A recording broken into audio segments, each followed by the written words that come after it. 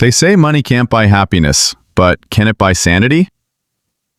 Imagine waking up every single morning knowing that you are one of the wealthiest people on the planet.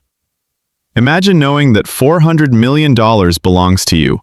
It has your name on it, your history in it, and your future attached to it.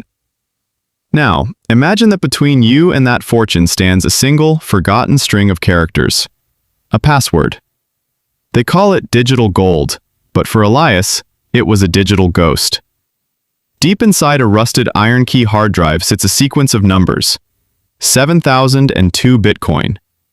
In the outside world, that's $400 million.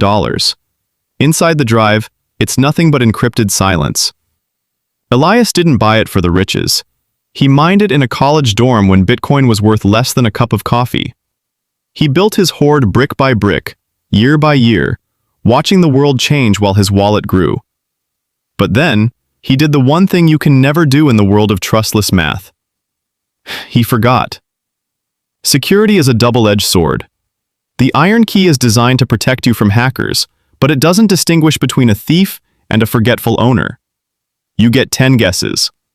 On the 10th failed attempt, the drive self-destructs.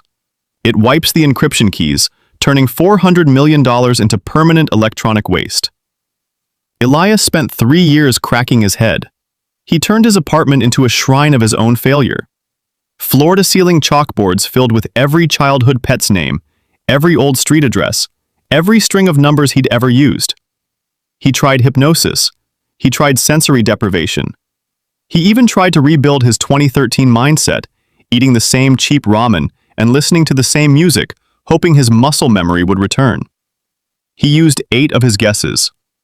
8 times, the screen bled red. Desperate, Elias went to the only people who claimed to own the future. He traveled to the heart of Silicon Valley. He sat in glass boardrooms with the gods of code, the engineers who built the very systems that now locked him out. He met with the architects of cybersecurity. He offered them 20%, then 50% of the fortune. They used supercomputers, brute force algorithms, and social engineering maps. But as they sat in the glow of their $10,000 monitors, the truth became clear. The Titans had failed.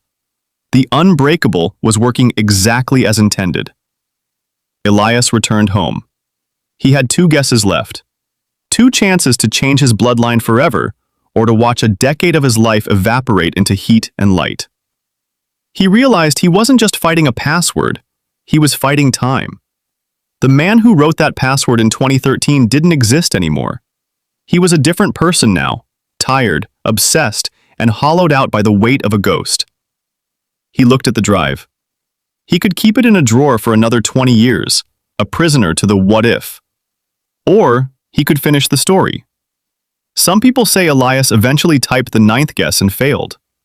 Others say he threw the drive into the Pacific Ocean, choosing the freedom of poverty over the prison of a maybe. But perhaps the real story isn't about the money. It's about the fact that in a world where everything can be tracked, bought, and sold, some things are still truly, permanently lost. This is Project 404, and some archives were never meant to be opened.